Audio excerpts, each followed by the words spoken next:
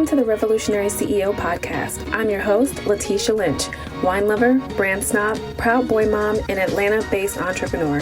When I was laid off from my dream marketing job at 8 weeks pregnant, I knew I couldn't rely on corporations to provide me with a stable income. I launched my own business and hit six figures in my first full year. I want to help other female service-based entrepreneurs and coaches build and leverage their brand authority so they can confidently sell their services and programs at a premium price point to create a lasting legacy and generate independent wealth. Tune in every Wednesday for solo episodes and conversations with amazing self-made, multi-six and seven-figure women all about marketing, sales, mindset, self-care, entrepreneurship, and motherhood to inspire you and give you actionable steps to successfully market and sell your high-ticket services and programs while having a life. Let's get into it. I am so excited to talk about how I decided I was ready to quit my full-time job. And I have a special guest with me, my mom. Hello, hello. I wanted to have her here specifically because she also quit her full-time job that she had been at for over 20 years. And I wanted to kind of tell a story of how it feels to make the choice, which I think is a very difficult choice to make, to quit your job that you are comfortable with. And it doesn't matter what your age is or how young or old you are. I think that if you know you want something different for your life, that you deserve to make the choice to make that change. And I wanted to set myself up in my business and in my life where I could make that choice and it wouldn't make me feel like it was a mistake. And so I wanted to bring my mom on to talk about it too.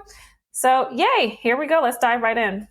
So first, I kind of want to tell my story. You know, this podcast is still really new. So if you're new here, my name is Letitia. I'm a premium pricing and branding coach. I help service-based entrepreneurs and coaches to sell their services at premium and high ticket prices so they can have consistency in their business. They can have profitability and sustainability in their businesses.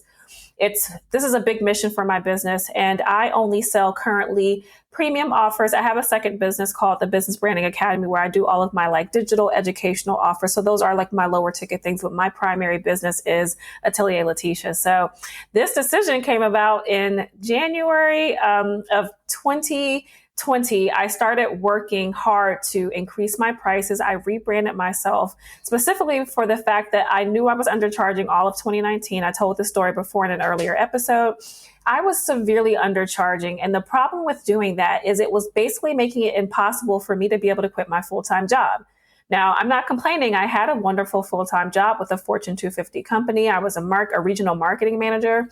It was excellent benefits, amazing boss, all of the things that you like about having an employer, the stability, the consistency, the safety. You know, they were paying for my health insurance. All of those things were there. And I don't care how many other benefits they may have offered me, including the bonuses. It didn't matter because I really just didn't want to be there. I didn't want to work for someone else. I had no control over my time. I had to ask when I wanted to take vacations. And quite frankly, I just wasn't very passionate about the work that I was doing. I had been working in marketing for over 14 years at that time. And yeah, I love doing marketing. I know how to do it well, but it really wasn't my passion. And so in June of 2020, I had a $16,000 month. And at the time, my goal was if I could have $10,000 months consistently for 6 to 12 months, that felt safe enough to both myself and my husband for me to quit my job. Now, my husband is extremely conservative. We never agree on things like this. And I kind of had a conversation with him probably around May and June about how I wanted to quit my job. And he was like, you need to keep this job until at least December, but preferably January, February 2021. And it was COVID, right? COVID had just started in March of that same year. So we still kind of felt like it was unstable. We still weren't sure what was going to happen. And we really didn't think it was going to still be going on by the summer, which it was. But then here comes June with that $16,000. I was like, why am I working this job? First of all, I was never making that from work, and I wouldn't have made it even if I got a huge promotion. Making that much in a month means that you're making, $160,000 plus in a month from your salary. And I clearly was nowhere near that. In fact, I was only at $65,000. So it was a big gap from where I would have needed to be in corporate to make that kind of income. And my history with corporate hasn't felt very safe either. I've been laid off before multiple times. Marketing departments are one of the first departments to get laid off at a big business, right? And so the first layoff that was really hard for me was when I got laid off, when I found out I was like around 8 weeks or so pregnant with my child. He's now 4. That happened. That was really stressful. I had to take on any job. I told this story already on an earlier episode. And then right after I got back from my honeymoon, which was approximately like 2 years later, I got laid off again from a very big job. And it was so stressful. It hurt my marriage. It hurt me and my ego. And at that point, I was like, why am I doing this? And this happened in 2019. So I was like, okay, this is it. And so here we are, full circle. I went for it though. I hit 16K. I quit my job. It felt good. But then the very next month, I had like quitter's remorse. Kind of like buyer's remorse when you buy something that was way too expensive and you feel really good when you buy it and you wear it. And then the next day you're like, why did I buy this thing? That's how I felt about quitting. I was like, why did I do this? Because now I had to keep it up. I had to keep up the hype. I had to keep up the safety net of income that I had. And I really didn't know if I was going to be able to do that.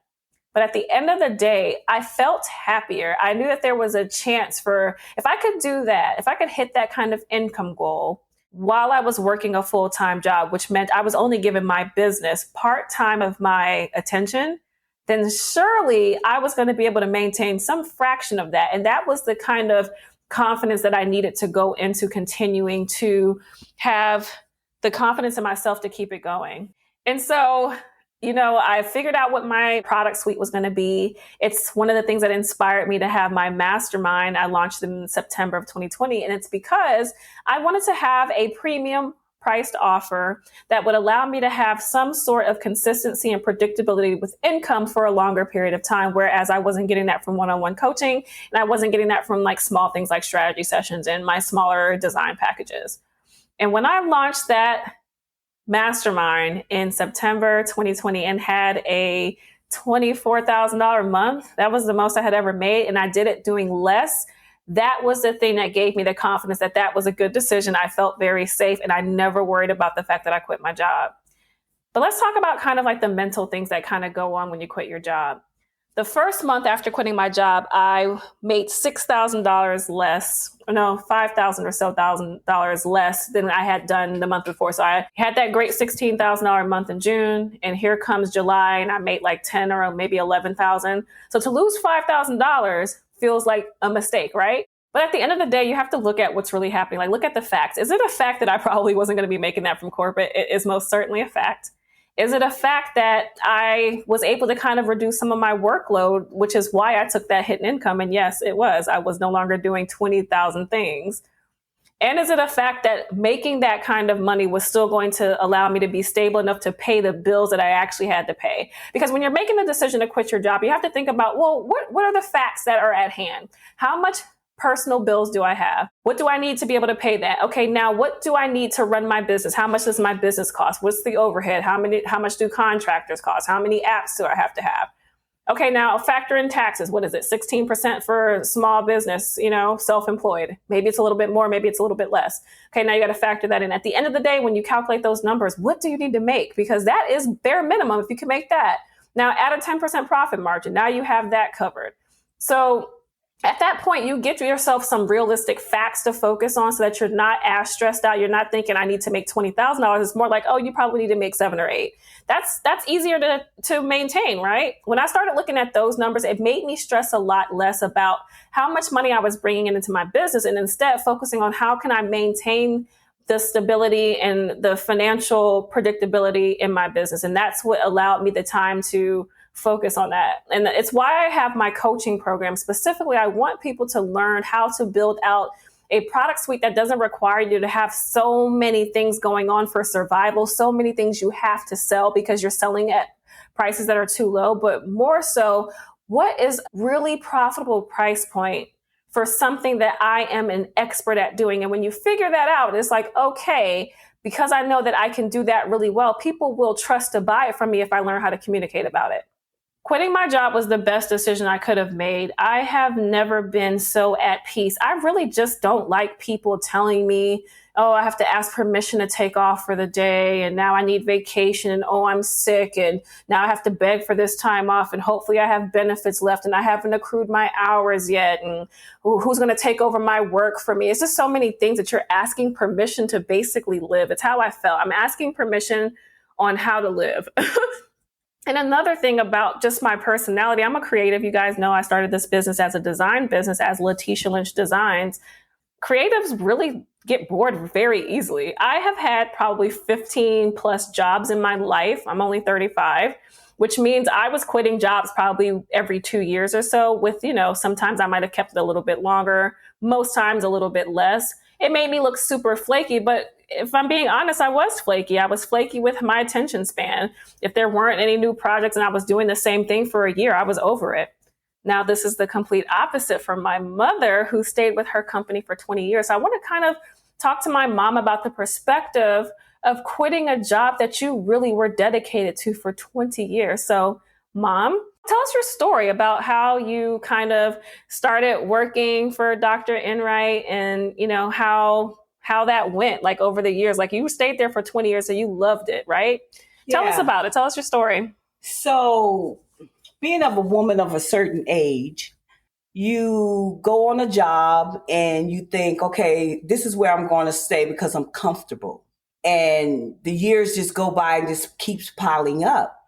And one day, just like you said, Letitia, you have to ask permission to take vacation. And then they say, well, who's covering you? And there's just so many negative things, because I feel that's a negative when I have to ask and I can possibly be told, no, you can't take off at that time because we have no one to cover you. So that was one of the big things that concerned me as I'm getting older. And then one of the other things I said to myself, I said, well, what would I do? I've been doing this for so long. I don't even have to think. I just come in and work because I'm so used to doing this every single day, 4 days a week for 20 plus years. So what can I do and still make the same income or more? What am I going to do?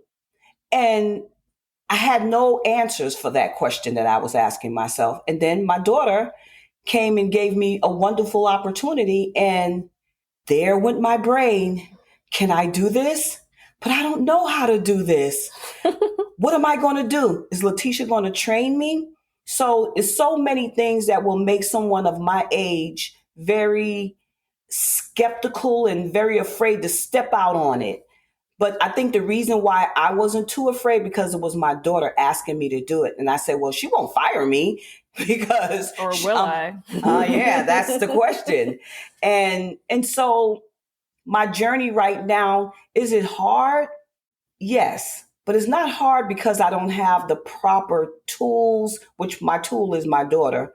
It's my brain being that my brain never had to work like this before. Like I said, doing something for 30 years, you don't think about what you have to do because it's so repetitious. You've been doing it for so long every day that you don't have to think about it. Now, when I get up in the morning, but it's such a beautiful, beautiful feeling.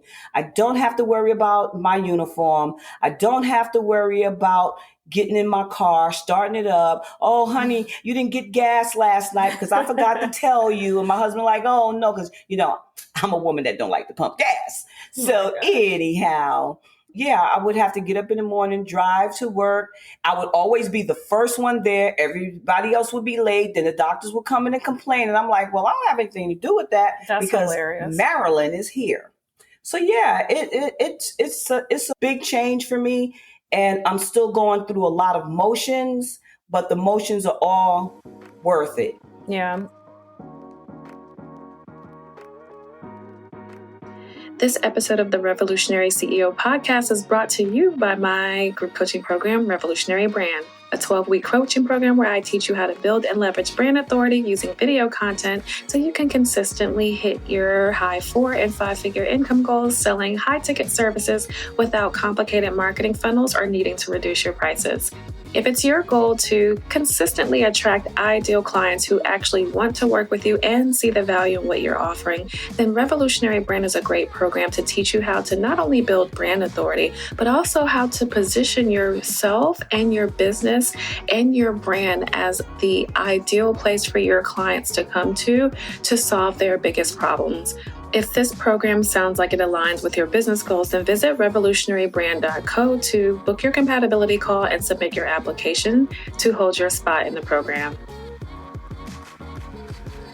So you kind of made this decision that you were going to go for it because it was me, but kind of walk us through some of the decisions that allowed you to just go ahead and take that leap of faith. So besides the fact that it was me, like obviously if it's someone that you trust, but I think it's really hard to quit a job that you've been at for 20 years. Absolutely. So tell us what was going through your mind. Like even walk us through the day, like when you were telling them that, okay, I'm going to leave. This one day when I go to work, I was trying to see if I can possibly make everybody happy, them and then myself. So I went to them and I held a meeting with them.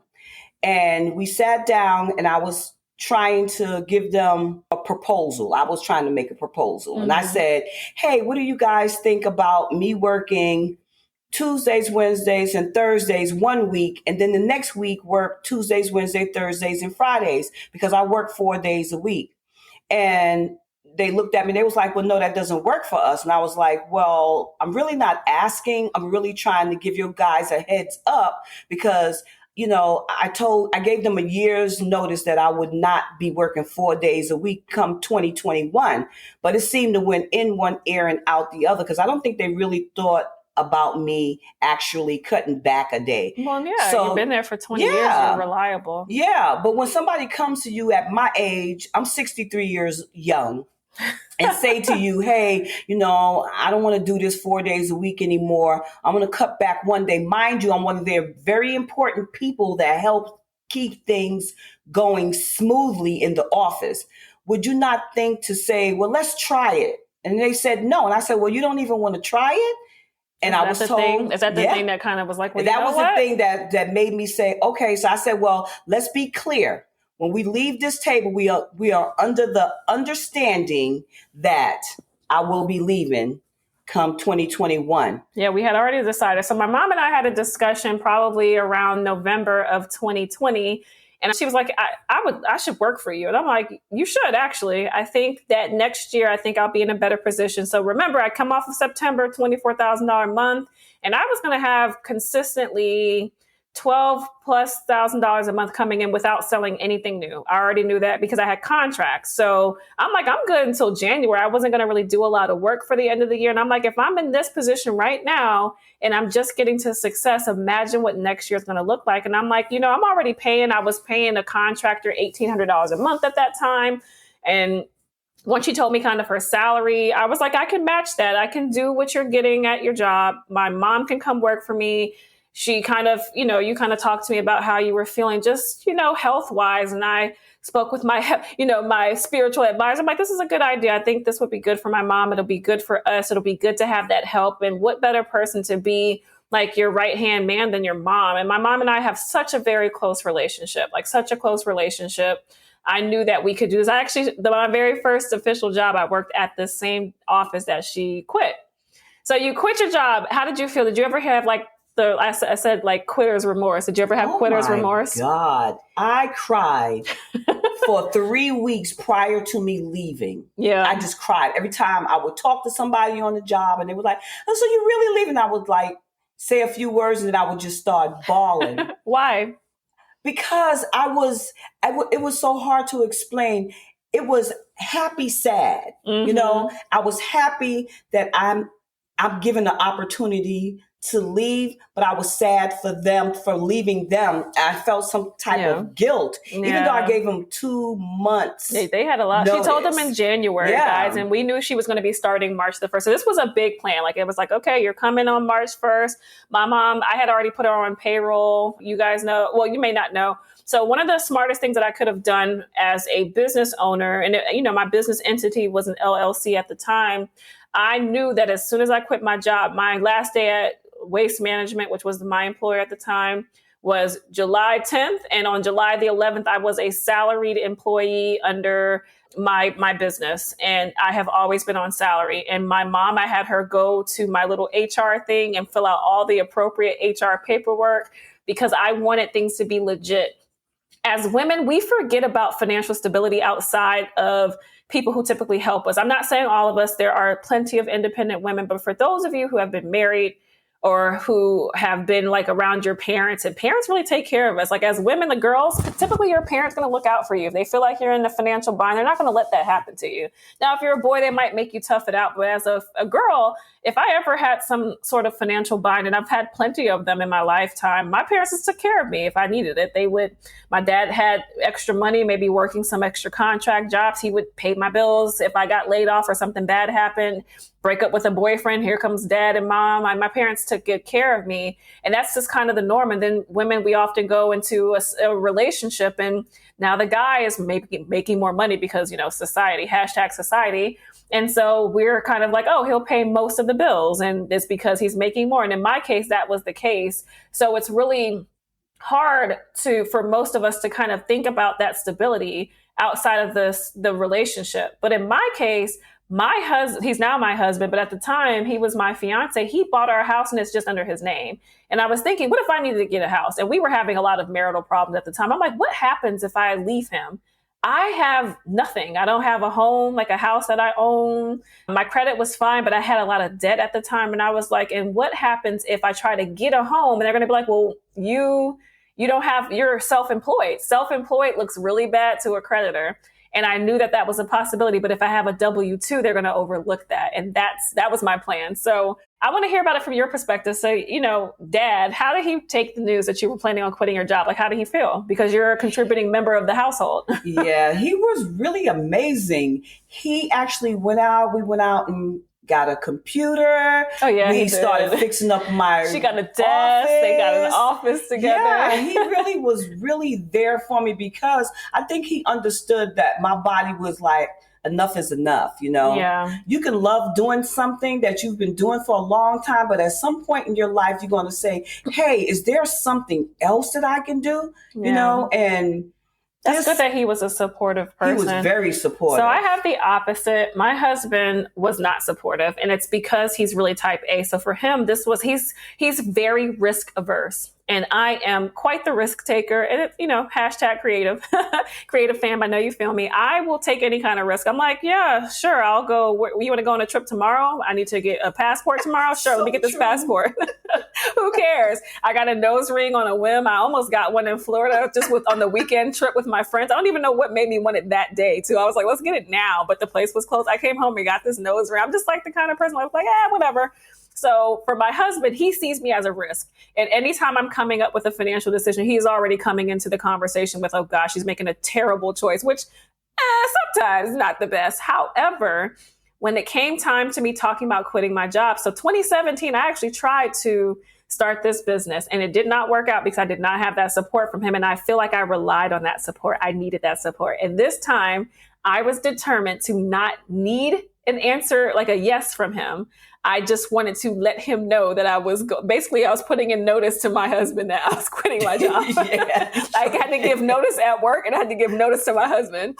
And the funny thing is, I told you guys in the beginning of this conversation, like he was like, okay, wait, December. Okay, I support you. Whatever. You're going to do this anyway. I'll support you, but you need to do it December, maybe January. I was like, so I'm quitting this week. And I did it. And you know what? I was so proud of myself because I had started paying off all this debt because I was making all this money from my business. I increased my salary. I'm like, what do I need to be making in order to get a nice place if I wanted to get it on my own? You need $80,000. Why are you paying yourself $65,000? It's because I was having an employee mindset. It's really hard to go from an employee mindset to a CEO mindset. I talked about this in episode 7.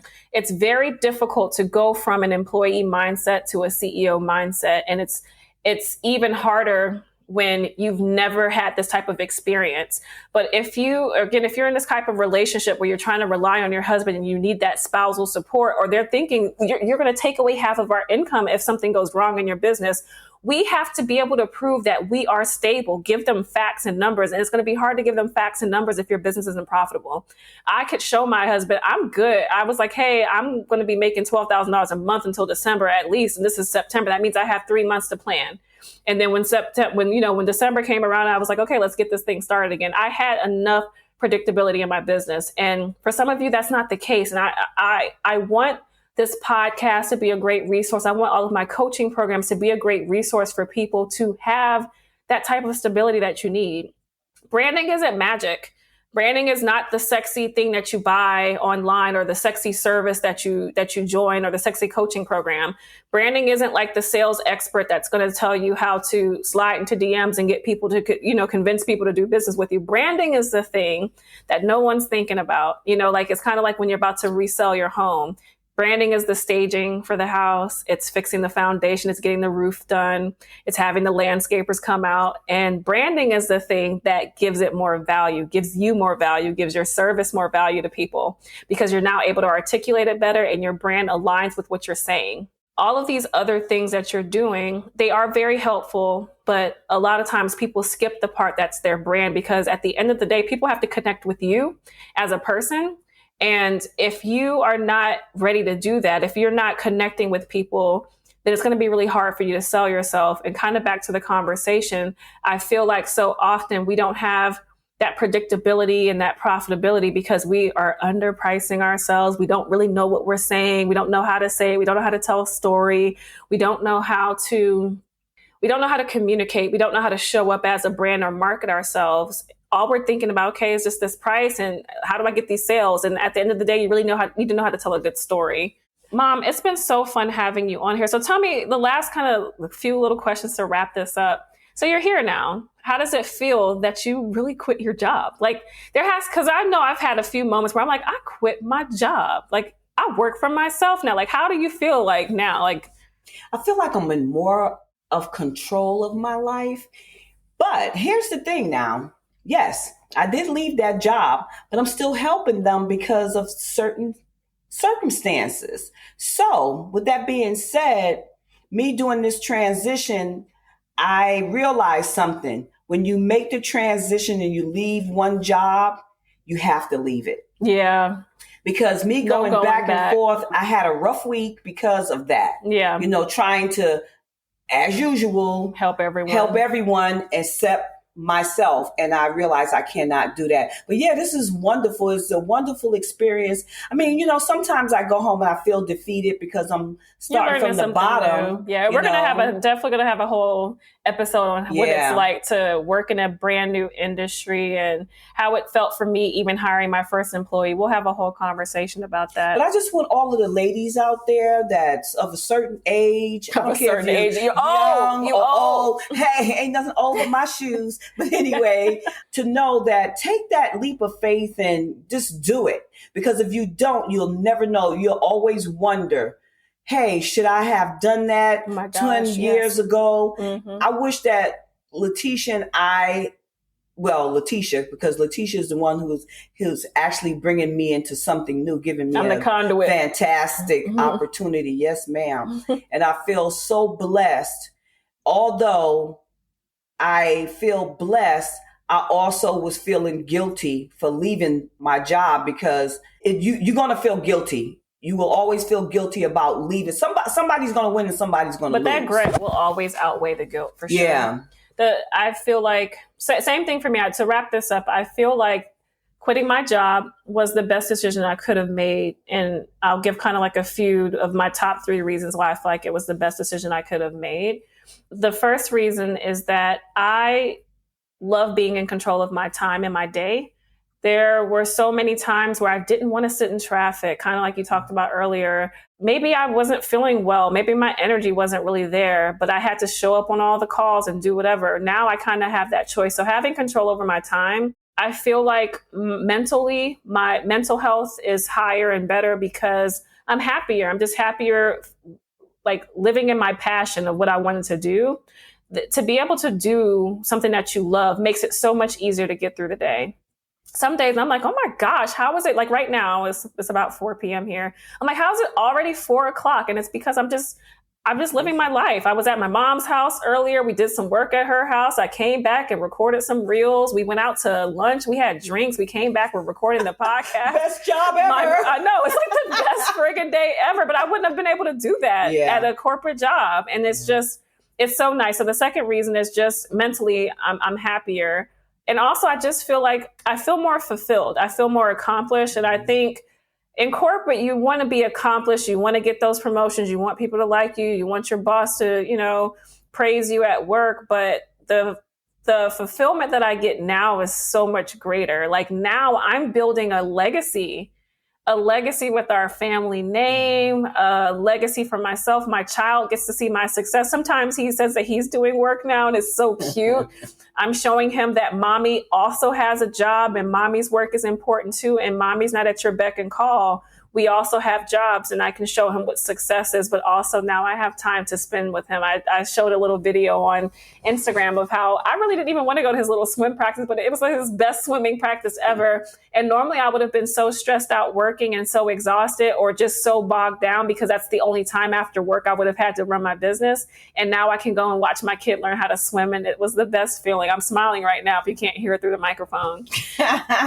So I just thank you, Mom, for being my first official full-time employee. Like it's crazy that I have an employee now. I know. And it's wonderful feeling like my daughter owns her own business and she can hire me. Yeah. And I didn't have to take a pay cut. I might give you a pay cut. No. A raise. That's well, hilarious. Maybe not yet. No, I'm not ready for that. Well, thank you so much for being here, Mom. Are you welcome? Bye, guys. Bye.